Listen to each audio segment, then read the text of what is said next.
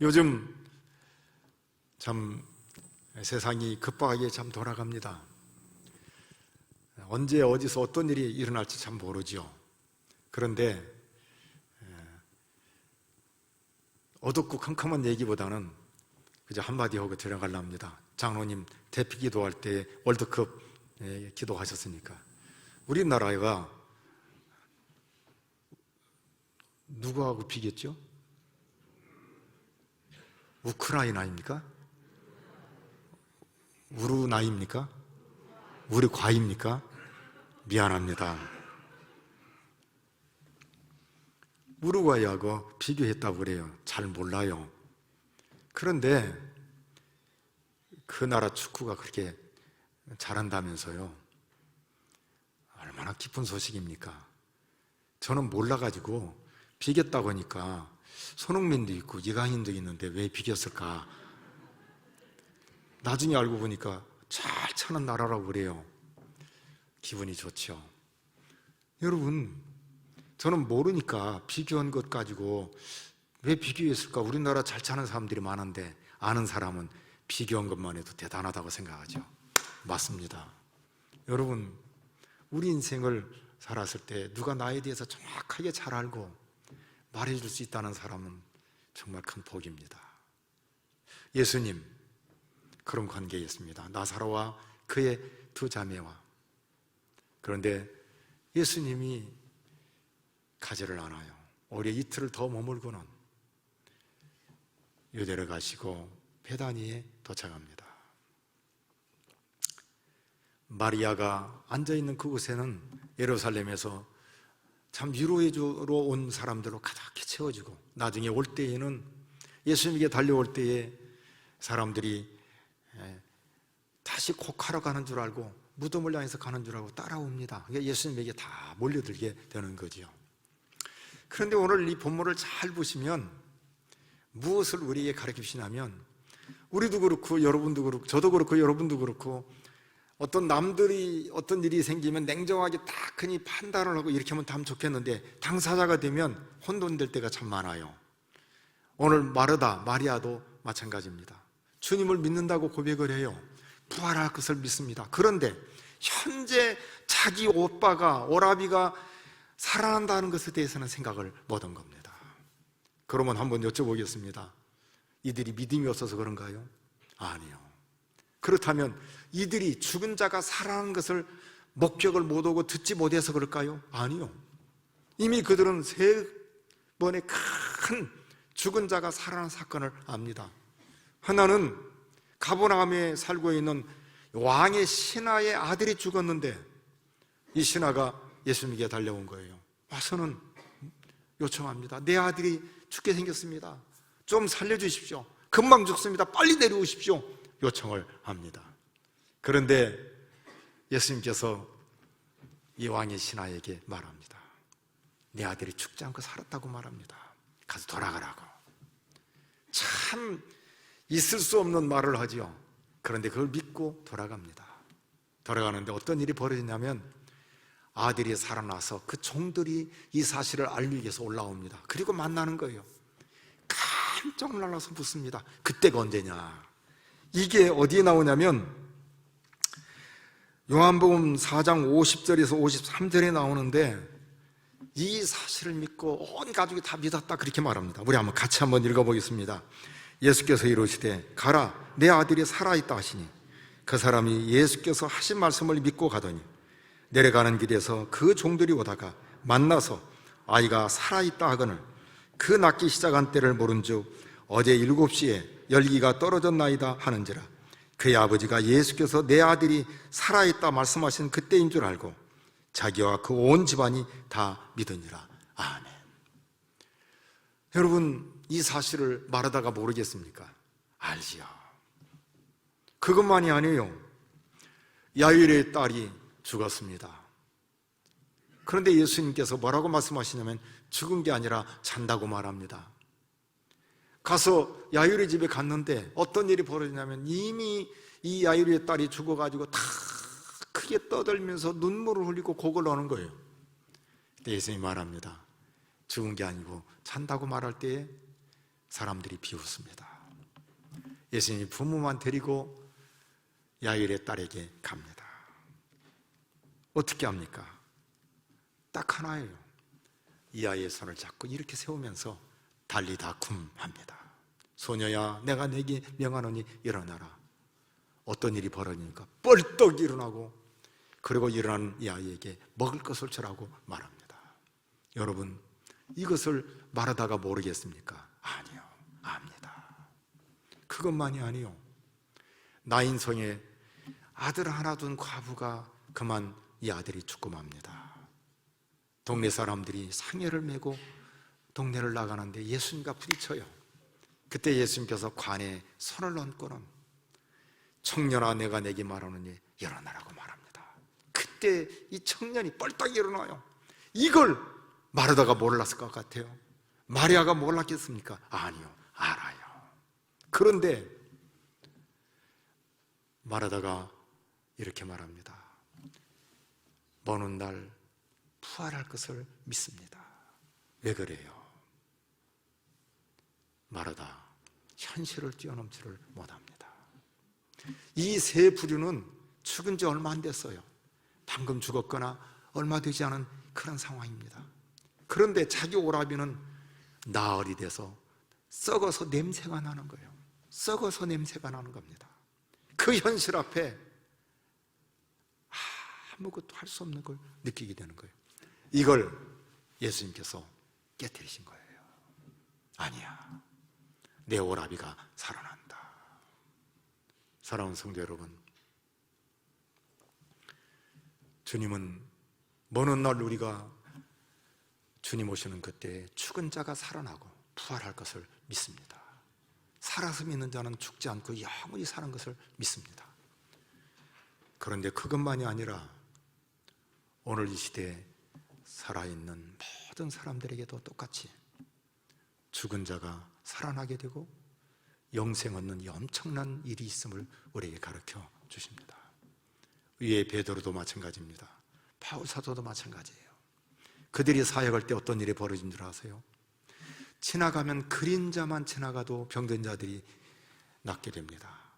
아니요, 바울 사도가 얼마나 오랫동안 설교를 했는지 문턱에 앉아있던 유두가 떨어져요. 그리고 죽습니다. 그런데 그를 품에 안습니다. 그리고 어떤 일이 벌어진 줄 아세요? 다시 살아납니다.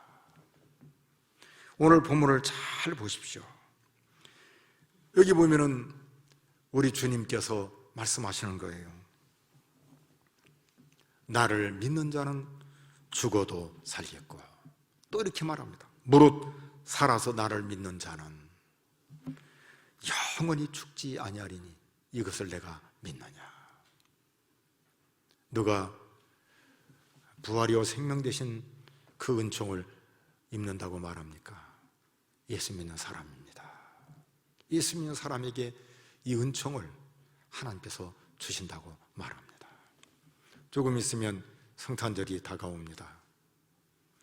성탄절 하면 모든 사람들이 이렇게 말합니다. 기쁘다, 구주 오셨네. 성탄절은 다 기뻐합니다. 성탄절이 너무 슬퍼서 우는 사람 하나도 없어요. 여러분 그런 사람 봤습니까? 아, 성탄절 너무 슬퍼, 그런 사람 봤어요? 아니요. 남녀노소를 불문하고 빈부귀천을 막론하고 성탄절 하면 다 좋아합니다. 생각해 보십시오. 성탄절 12월 아닙니까? 찬바람은 쌩쌩 붑니다. 하늘은 기울어져 갑니다. 그리고 날은 찹습니다. 그런데 성탄절 하면 그 추운 날씨 상관없어요. 성탄절 하면 마음이 훈훈해요.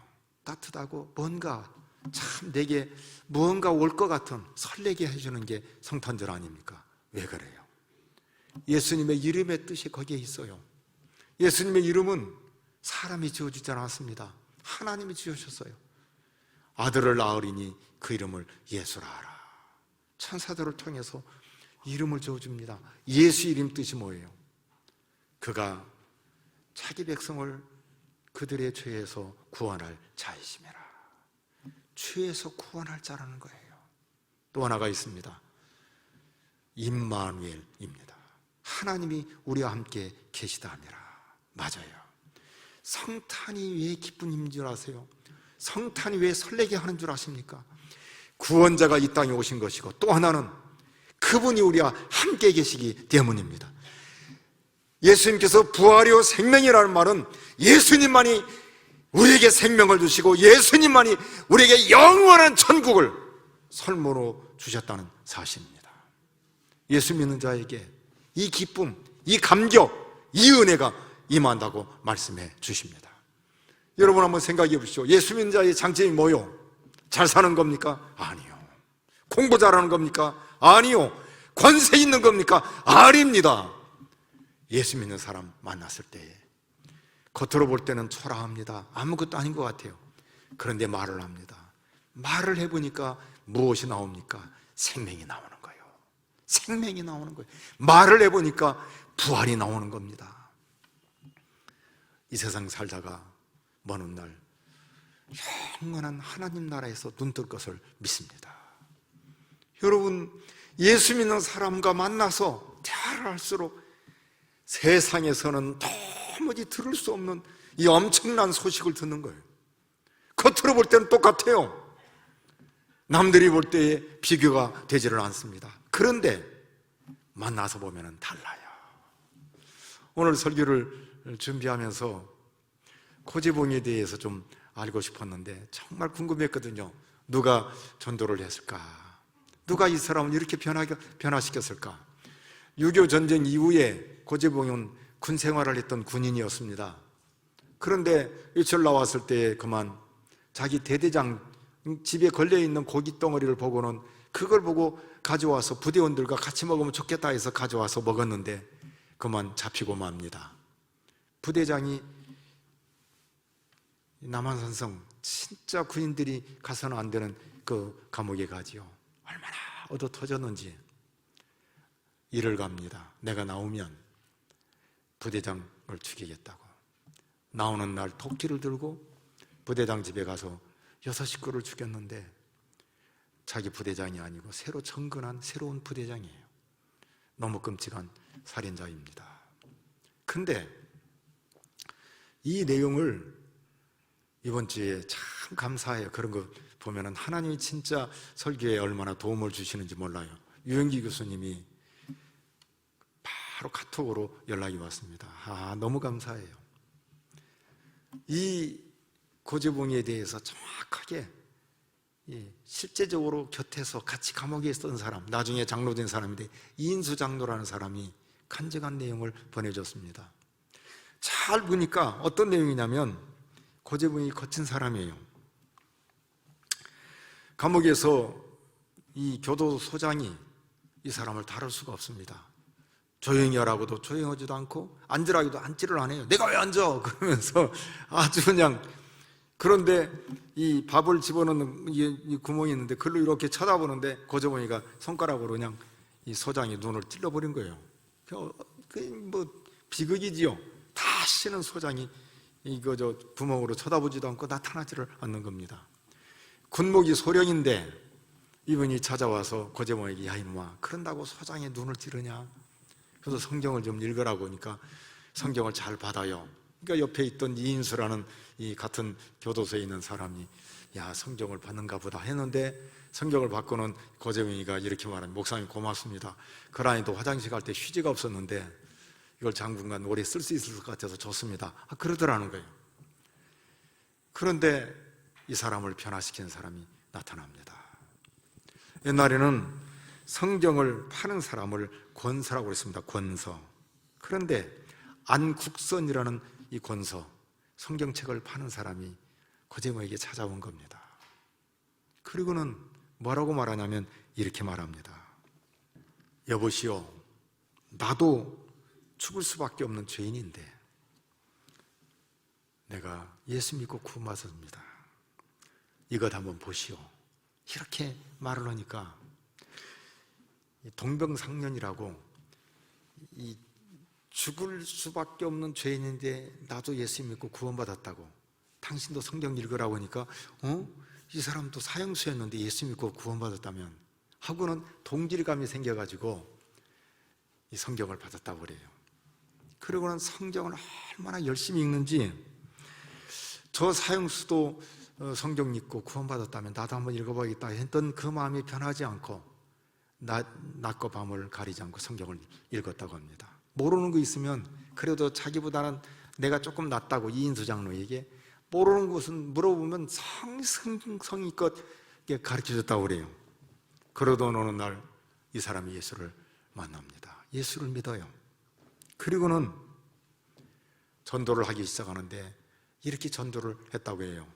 내가 성경을 일찍 받더라면 이렇게 험악한 짓은 안 했을 것을, 이렇게 험악한 짓은 안 했을 것을, 그러면서 이 전도를 하기 시작합니다. 같은 방에 있는 사람들이 30명인데 30명을 다 전도하고 세례를 같이 받습니다. 그리고는 이 다른 방으로 옮겨달라고 요청을 하는 거예요. 어렵게 옮깁니다. 왜 그러냐 그랬더니 일기생, 나랑 같이 예수 믿고 세례받은 사람도 일기생인데 또 이기생들을 만나러 가니까 나 가야겠다고, 그러면서 그곳에 가서 똑같이 또 전도를 합니다. 그렇게 3개월을 삽니다. 그러던 어느 날 이인수, 이 같은 감옥에 있는 사람에게 이렇게 말합니다. 저 오늘 갑니다. 어디를 가는데 오늘 하나님이 나를 부르십니다. 나 오늘 갑니다. 참 뜻밖의 얘기를 하는 거예요. 그리고는 이인수, 이 젊은 청년에게 부탁합니다. 마지막 환송 예배 좀 드려주십시오. 천국 가는. 그럴 때 이인수가 라는 사람이, 이 장로님이 같이 예배를 드립니다. 드리고는 오늘 본문 25절 26절에 있는 말씀처럼 예수께서 이르시되 나는 부활이요 생명이니 나를 믿는 자는 죽어도 살겠고 무릇 살아서 나를 믿는 자는 영원히 죽지 아니하리니 이것을 내가 믿느냐. 그리고는 한 구절을 더 소개했다고 말합니다. 요한복음 14장 6절을 잘 아시죠? 같이 한번 읽어보겠습니다. 예수께서 이르시되 내가 곧 길이요 진리요 생명이니 나로 말미암지 않고는 아버지께로 올 자가 없느니라. 이렇게 설교하고 기도하고 찬송을 부릅니다. 하늘 가는 밝은 길을 부르라 했더니 그거 부르지 말라고 27장 부르자고. 이게 뭐냐 그랬더니 빛나고 높은 보좌와, 이런 내용이에요. 제가 읽어드리겠습니다. 빛나고 높은 보좌와 그 위에 앉으신 주 얼굴 영광이 해같이 빛나네. 해같이 빛나네. 그리고는 성경을 들고 나가더랍니다. 사행장까지 그걸 들고 나갈 줄 알았는데 그게 아니라 가다가 그 2,000명 죄수 중에 가장 흉악한 범죄자한테 가서 성경을 주더라는 거예요. 뭐라고 말하냐면 나 같은 살인마도 천국 가는데 당신은 예수 안 믿으면 지옥이요, 이 임시로 형벌받은 것도 억울하고 힘든데 영원한 지옥을 어떻게 감당하겠냐고. 자, 여기 천국 가는 길이 있으니까 받으시오. 그러니까 그 흉악한 범죄자가 성경을 받더랍니다. 그리고 자기는 사형장에 도착하는데 도착하자마자 검은 이 두건을 머릿속에 확 뒤집어 씌웁니다. 그때에 이 고재본이가 군목되는 소영에게 부탁합니다. 나를 위해서 기도해 주십시오. 그런데 군목이 눈물을 흘리라고 기도를 못합니다. 그때 고재본이가 기도합니다. 기도하는데 3가지를 기도해요. 첫째는 나 같은 죄인도 제위하지 않고 전도해 주심을 감사합니다. 두 번째는 하나님 나로 하여금 회개할 시간을 주셔서 감사합니다. 세 번째는 하나님 내가 전도해서 이런 열매를 맺게 해주셔서 감사합니다. 그리고는 내가 찬송을 부르고 싶다고, 그러니까 이 집행관이 짧게 하라고, 그러니까 찬송을 부르는데 하늘 가는 밝은 길을 할 줄 알았는데 그게 아니라 인내하신 구세주여 내 말 내가 비오니 죄인 오라 하실 때에 날 부르소서. 주여 주여 내가 비오니 죄인노라 하실 때에 날 버리소서. 그걸 끝까지 다 부르고, 그럴 때에 그 자리에 있던 사람들이 다 울었다고 그래요. 근데 누군가 하고 이제 들어보니까 사수, 집행관, 검사, 신문기자, 그 다음에 검시관, 죽었는지 살았는지 이제 확인하는 게 검시관이라고 해요. 검시관이 그 자리에 다 울었다고 그래요. 그리고는 한 곡을 더 부를 터인데, 내가 웃을 때에 총을 좀 쏘라고.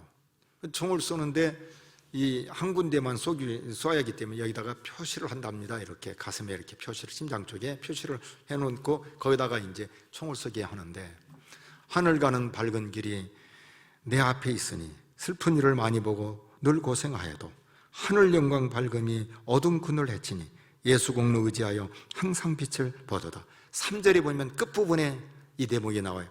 나는 부족하여도 영접하실 터이니. 거기까지 하고는 집행관에게 말합니다. 쏘시오. 그럴 때 집행관이 쏘라고 합니다. 9명의 이 사형수들이 쏩니다.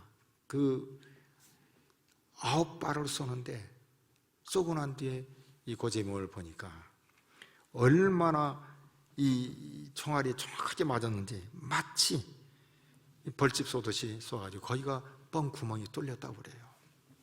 근데 더 놀라운 일은 고제봉이를 내립니다. 그리고 두건을 벗겼는데 웃고 있더라는 거예요. 웃고 있더라는 거예요. 그때에 집행관이 목사님에게 물었답니다. 목사님, 어떻게 죽어가면서 웃을 수 있습니까? 그러니까 목사님이 뭐라고 말씀하시냐면, 그러니까 주님의 능력이지요. 그러니까 주님의 능력이지요. 그 자리에서 집행관, 검시관, 그리고 나중에 검사도 예수 믿겠다고 해서 예수 믿었다고 합니다. 여러분, 누가 이렇게 사람을 변화시킵니까? 부활이요 생명 되신 예수 그리스도이십니다. 누가 죽는 자에게 웃음을 줄 수가 있습니까? 부활이요 생명이신 예수 그리스도이십니다. 여러분, 우리의 생명을 주께서 책임져 주십니다. 우리의 미래를 주님께서 책임져 주십니다. 주님만이 부활이요 생명이십니다. 어느 종교를 가졌던, 어떤 자리에 있던, 어떤 상황이 있던 간에 사람이 죽음 앞에 서면은 딱 하나입니다. 하나님밖에 없어요. 하나님밖에 없습니다. 왜 그런 줄 아세요? 부활이요 생명이시기 때문입니다. 어디에도 부활이 없습니다. 어디에도 영원히 사는 생명은 없습니다. 우리 주님 예수 그리스도 그분만이 십자가에서 못 박혀 죽으시고 3일 만에 부활하셔서 우리에게 생명 주시고 영생을 주시는 유일한 생명 그 자체가 누구냐면 예수 그리스도이십니다. 그 주님을 나의 구주로 모시고, 그리고 만나는 모든 사람들에게 예수 생명이 전달되는 그런 교회요, 그런 성도, 여러분 부탁합니다. 여러분의 자녀들에게 예수 생명이 있기를 바랍니다. 여러분의 배우자에게 예수 생명이 있기를 바랍니다. 오늘이라도 이 세상을 떠난다면 천국에서 다시 만나는 그 생명의 역사, 그리고 그 생명으로 확신하는 그런 자녀들, 그런 후손들, 그런 배우자 있기를 바랍니다. 소망은 하나밖에 없어요. 예수님밖에 없습니다. 나 때문에 우리의 자녀들이 예수를 알게 되고 생명을 얻게 된다면 가장 큰 복입니다. 저는 요즘에 느껴요. 진짜 중요한 것은 예수님밖에 없고 생명밖에 없다는 사실입니다. 나이부 들어보십시오. 다 아파요. 안 아픈 사람은 없어요. 그리고 좀 있으면 다 죽어요. 그런데 죽을 때에 예수 생명으로 죽는 이 사람만이 가장 큰 복이고 승리자입니다. 우리 모두가 다 예수 생명으로 사는 저와 여러분들이 되기를 바랍니다.